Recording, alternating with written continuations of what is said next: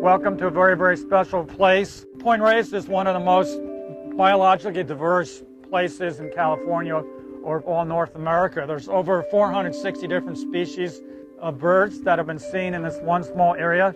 There's over 1,000 species of plants. There's 60 species of mammals. You get the idea, tremendous biodiversity out here. One thing we stressed in the article on Drake's Estero was productivity. Or I also mentioned peregrine falcons in the article. There are more peregrine falcons that spend the winter here than just about anywhere else in North America, and there's very good evidence for that. We could talk about that. Why do you suppose there's more predators here than anywhere else? Prey, very good. If you don't know the answer, you can probably figure out it's either related to food or sex, something like that. So in this case, it is food. What do peregrine falcons eat? Ducks, very good. They eat waterfowl or sandpipers, shorebirds. So we're going to be walking along an estuary, a body of water, an estuary, a place where fresh water meets salt water. Man's impact has been held to a relative minimum. So this is a very, very special place that we can be thankful has been preserved by the National Park Service.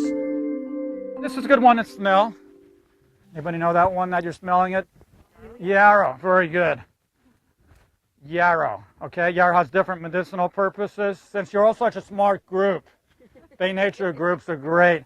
Anybody know the Latin name for yarrow? What is it? Achillea what? Oh God, you guys are smart. Okay.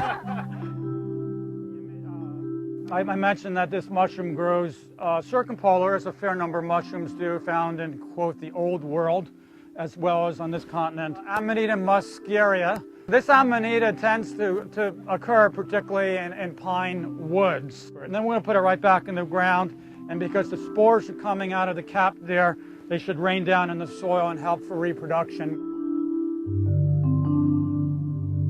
We have extreme high tides. You conversely have very low tides as well, so it's a good time to be out tide pooling. So we have very, very productive ecosystems here, whether they are aquatic ecosystems. Here's this western grebe. It probably came up and saying, gee, are those things a threat to me or not?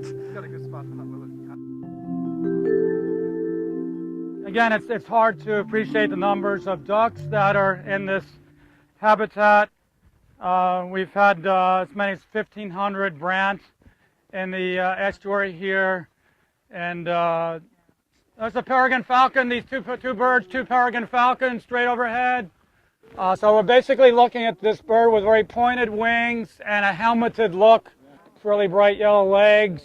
They're much more common than they were decades ago. It's been a very successful, remarkable story. So it's nice to have some of these positive conservation stories as opposed to some of the battles that we aren't doing quite so well with. You can see this raven is, and the fact that we're now seeing these feathers flying off into the air, and it's a great view of a raven having a meal. Any of these different behaviors gives us a whole different insight into the natural world. And there's a lot of beauty and wonder in the fairly common, simple things out here as well.